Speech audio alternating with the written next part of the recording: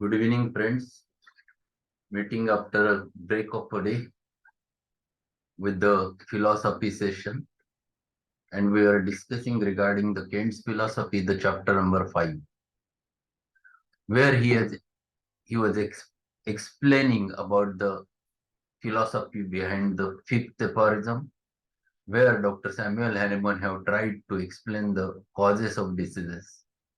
And while explaining the causes of diseases, he explained two important causes, specifically the in acute diseases, the exciting causes, and in case of chronic diseases, specifically caused because of fundamental cause. Mm, how to investigate that cause? The seven important points which he has highlighted over there to explain the investigation. Kant has tried his level best to explain the philosophy behind that. He explains over there are two varieties of acute diseases. First is true acute diseases caused because of miasms.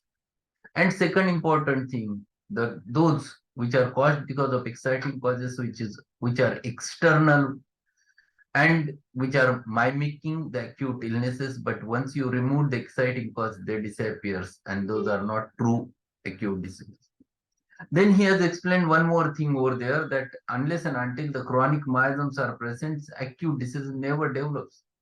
So fundamental cause, that is the sora, is basically present, and without sora it is not possible to have an acute disease. Without the miasm there will be no susceptibility, no disease, everything happens like that. And those aspects he tried to explain, along with how the disease develops from the functional to the pathological level. And he explained again the same example, that disease happens at the center, at the dynamic level, ultimately expressing it externally on the physical level in the form of certain signs and symptoms. To start with, they are always functional in origin without having any tissue change or cellular change. But as it persists for longer time of duration, or if it has been palliated for longer time of duration, then the cellular changes starts appearing and the pathology develops. This is how every disorder runs.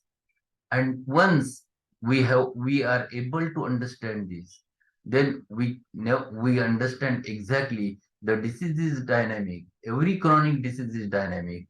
Whatever may be the pathology is there, it is an ultimate. It is not the disease itself.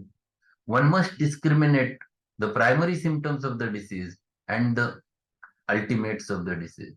And if we are able to understand that, we definitely treat the internal disorder with the help of signs and symptoms and not with the pathology. So we have finished up to the paragraph that was ending with this sentence. This is what Hahnemann meant when he speaks of the fundamental causes as existing in chronic miasm. So this is what we have learned. Let us go ahead with the next paragraph. What is there? Just as soon as man lives a disorderly life, he is susceptible to outside influences. The more disorderly he lives, the more susceptible he becomes to the atmosphere he lives in. When man thinks in a disorderly way, he carries out his life in a disorderly way and makes himself sick by disorderly habits of thinking and living. This deranged mental state Hahnemann most certainly recognized, for he tells us everywhere in his teaching to pay most attention to the mental state. We must begin with such signs as represent to the mind the beginning of sickness. And this beginning will be found in the mental disorder as represented by signs and symptoms. As it flows on, we have the coarser manifestations. We have the coarser manifestations of the disease. The more the disease ultimates itself in the outward form, the coarser it is, and the less it points the physician to the remedy. The more mental it is, the more signs there are to direct the physician to the remedy. So now he explains exactly that how disease develops and how it represents.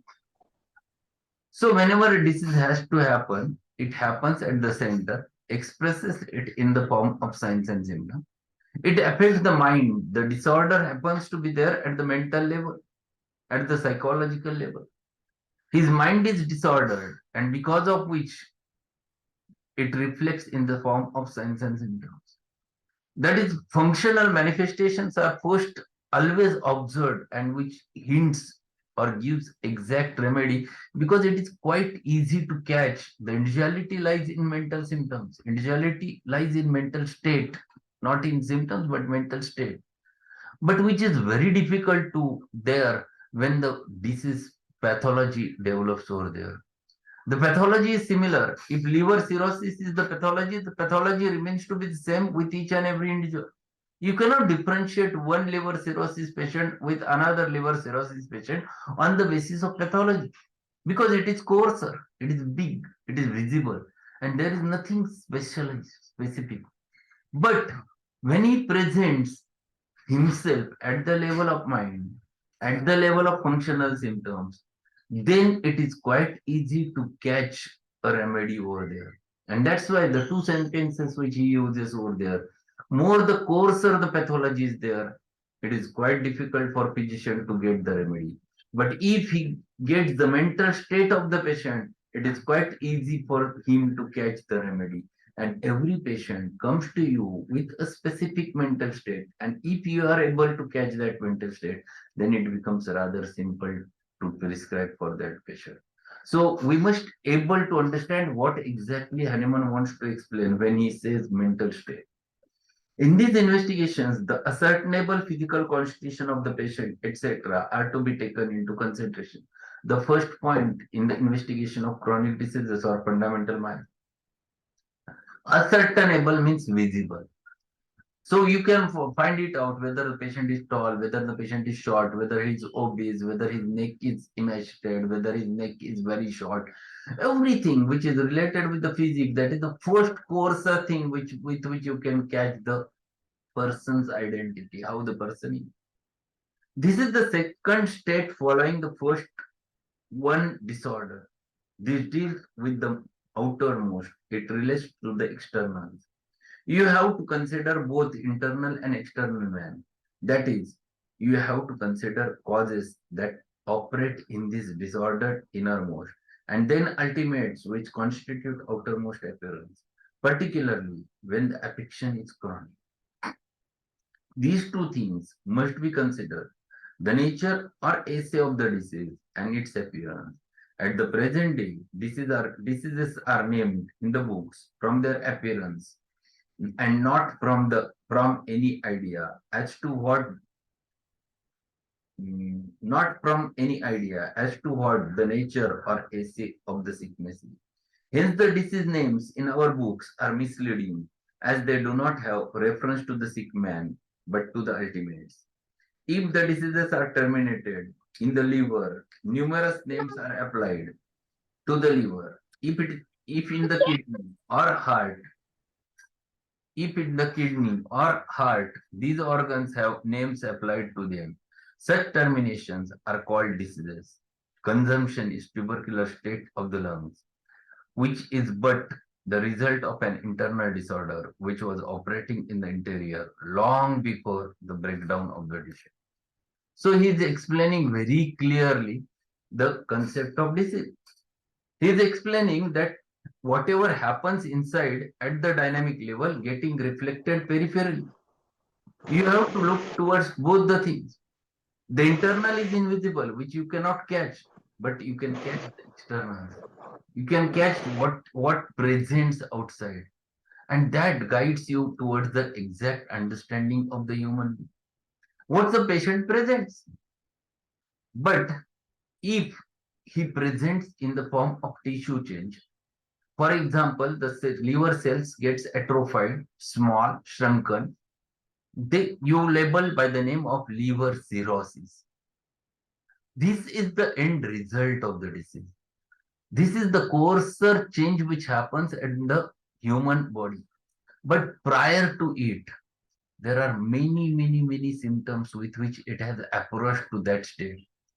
Those symptoms were very useful to find it out the remedy than this coarser symptoms or coarser pathology.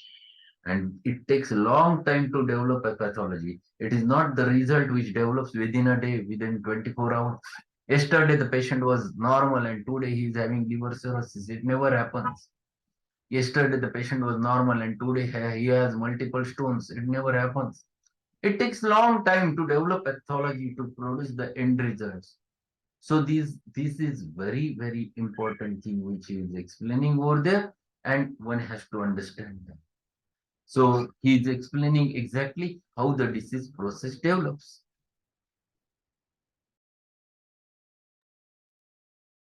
So basically, this is very important entity which he is trying to explain, and he wants to explain you where exactly one should look for whenever such a chronic disordered patient comes to you, or when you have to investigate the fundamental cause. What he further says, the physicians of these days will tell you that they go back to the cause, but they present no cause. They only bring up the superficial conditions that make the consumptive man worse. They will also tell you that a bacillus is the cause of tuberculosis. But if the man had not been susceptible to the bacillus, he could not have been affected by it. As a matter of fact, the tubercles come first and the bacillus is secondary. It has never been found prior to the tubercle, but it follows that and comes on then as a scavenger. The cause of tubercular deposits rests upon the sora, the chronic myelin. Bacilli are not the cause of disease. They never come until the disease, until after the disease. And now he is explaining exactly the primary and secondary causes of the disease. Whenever a modern medicine look towards the causes of diseases, they goes to the very superficial causes of diseases. So, for example, tuberculosis is caused by Mycobacterium tuberculosis, or typhoid is caused by Salmonella typhi, cholera is caused by Vibrio cholerae. But these are very primitive causes unless and until the person is originally diseased. These bacilli will never going to do anything wrong with the patient. The patient will not be suffered. The person will remain in the state of health. And if he is in a state of health, these bacilli will not do anything to harm anything to the human being. So this is too important. This is what one has to understand. These are the bacilli which are secondary. First, the disease is there. First, the secondary causes are necessary. Alterations in the physical constitution. Then second, the miasm. The third, or which is called as predisposition. Third, the susceptibility. Fourth, the environment of the patient. All those things, all those factors should come together. Then these bacteria can affect the human being. Otherwise, it remains as it is without causing any damage to the human health. So, Mycobacterium tuberculosis is the cause of tuberculosis is only half truth. Salmonella typhi is the cause of the typhoid is only half truth. It is not a perfect truth.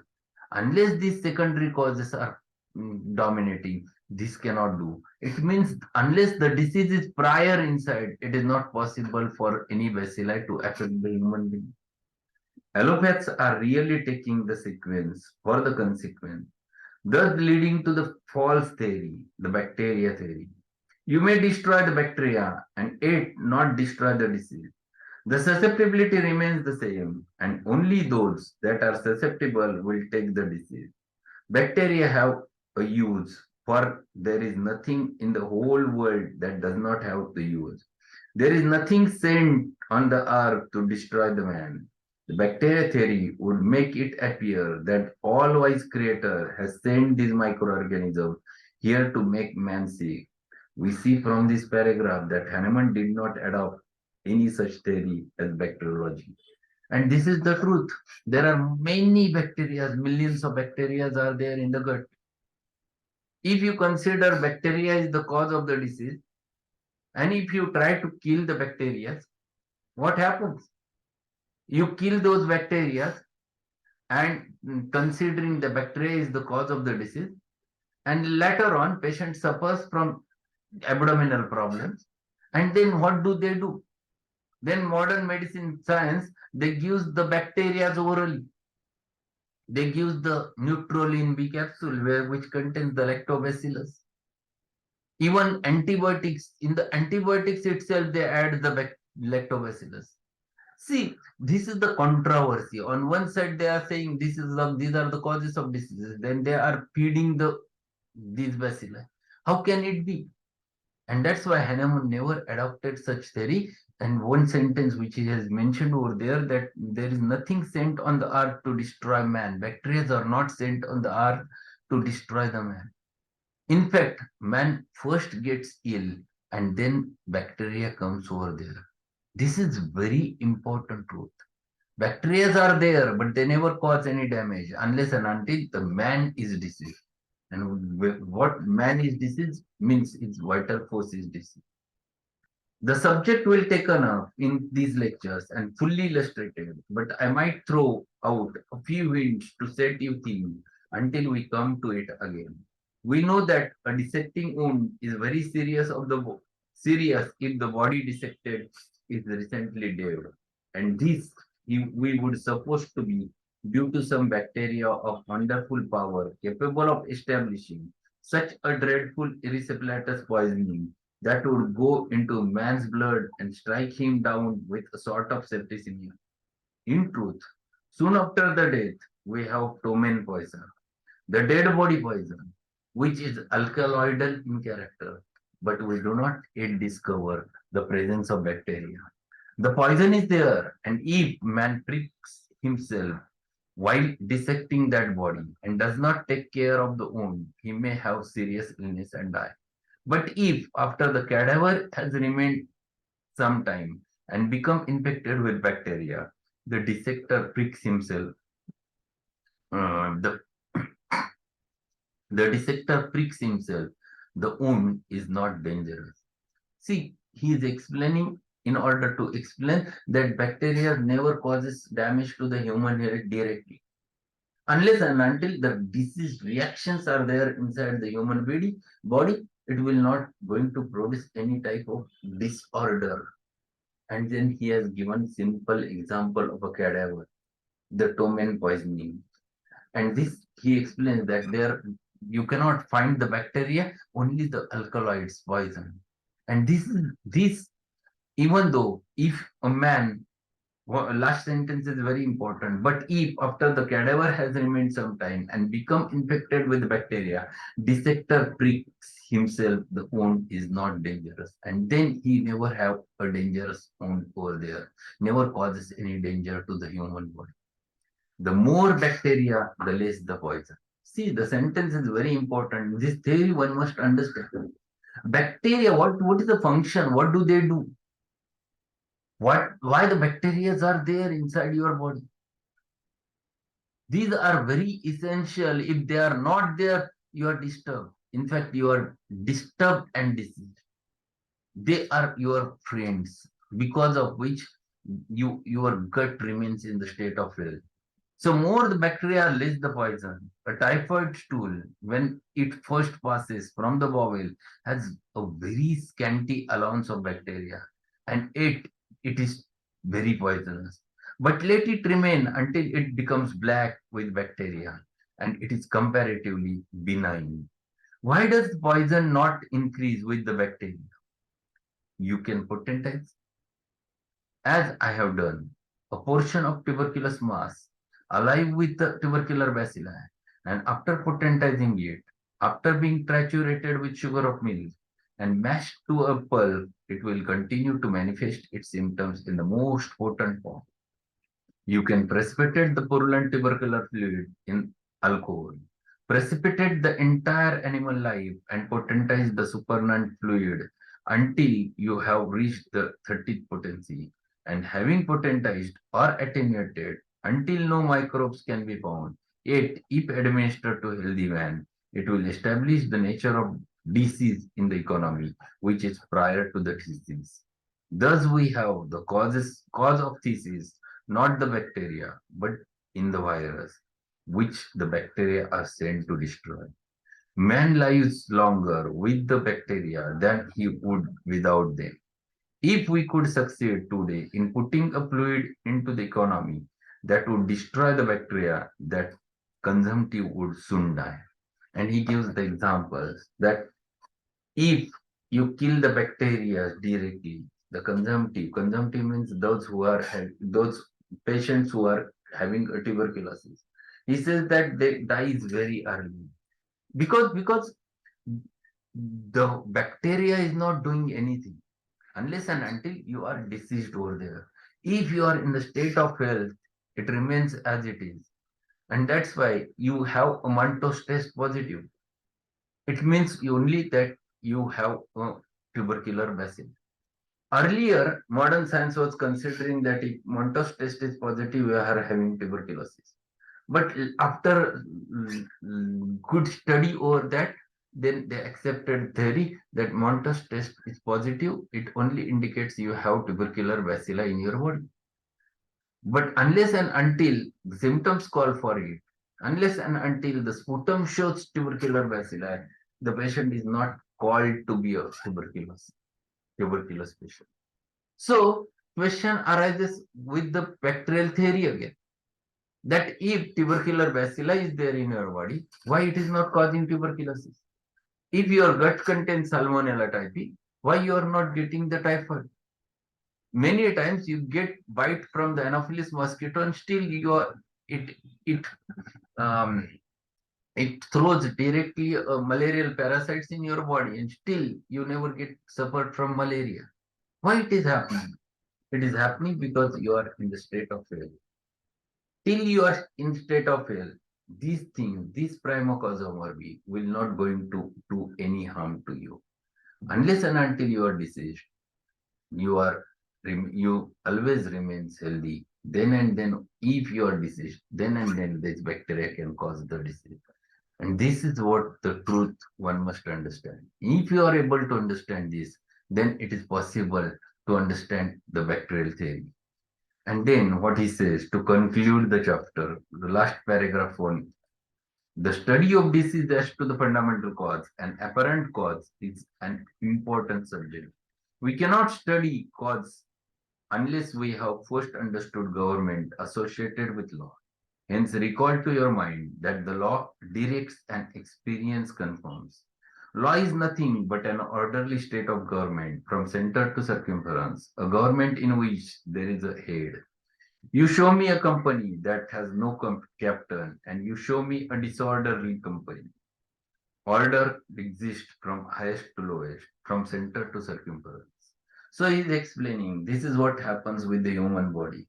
Once the center is perfect, nothing will happen. But once center is disturbed, everything can happen. You must understand this concept, and if you understand it, then you know if the person is diseased, it means his center is diseased. If his center is diseased, and which is reflecting at periphery in the form of signs and symptoms, just take the help of signs and symptoms and give the minimum with the help of proper law and cure that patient. That remedy will settle the center and not the periphery. And to conclude, in this last paragraph, he says, now I have led up to the point where you may ask, is it not disorder for man to settle what is true by senses? Let us as homeopaths turn our lives, our thinking ability, and our scientific life into order, that we may begin to turn the human race into order. Let us adopt the plan of thinking of things from their beginning and following them in the series to their conclusions. No man is authority, but principle and law are authority. So he is explaining exactly what is there in homeopathy. Homeopathy, we have the principles. Then we don't have to depend upon man. We don't have to depend upon thinking of the man or thoughts of man or opinions of man.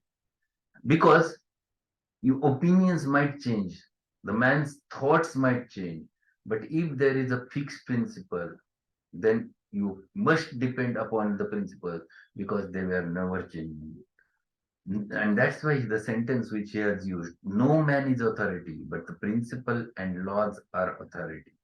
If this cannot be seen, there is no use of proceeding any further with the study of homeopathy. If we cannot, if we, if man cannot see this, he cannot see the necessity of the harmony from center to circumference of government, which has one head, and hence it would be useless for him to study the human body for the purpose of applying medicine to it. It must be accepted in this form, and it will not satisfy man. It will not sustain any expectation. There is one word, it was wrongly written in my book, expectoration, but that is not expectoration.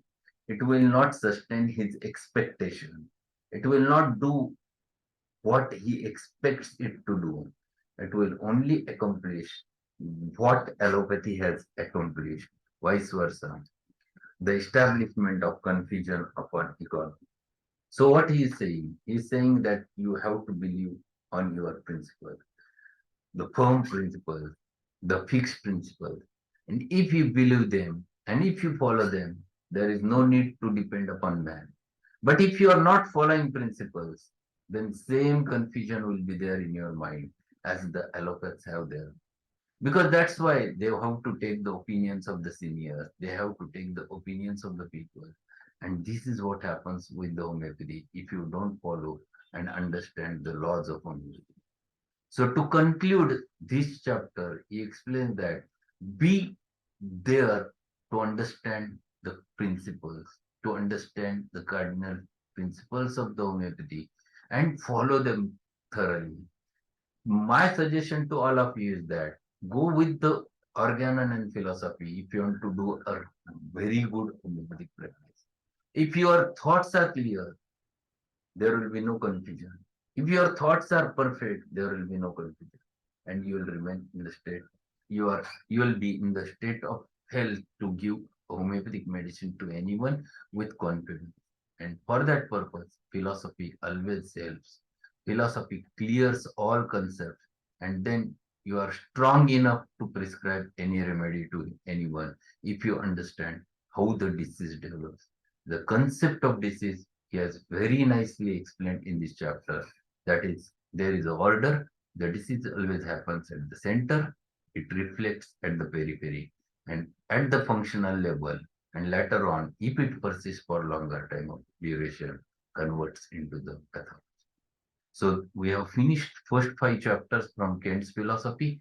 Tomorrow, not tomorrow, on Monday, we'll start with the lecture number 6, which is related with the 6th aphorism from the Organon of Medicine. So philosophy behind the 6th aphorism is mentioned in the chapter number 6, that is related with unprejudiced observation. The concept very thoroughly explained by me.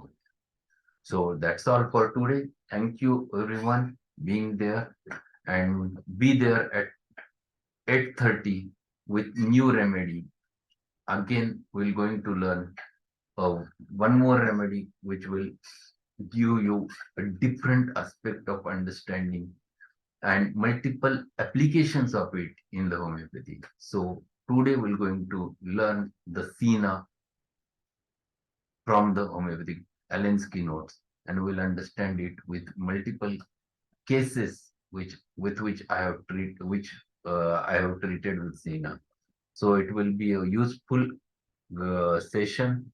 It looks very simple, Sina, as a remedy, but it is not so, because we consider only one aspect, that is the worm remedy. But Sina is much more than that, and that's what we have to learn today. So thank you being there. We'll meet at 8:30 sharp. Thanks a lot.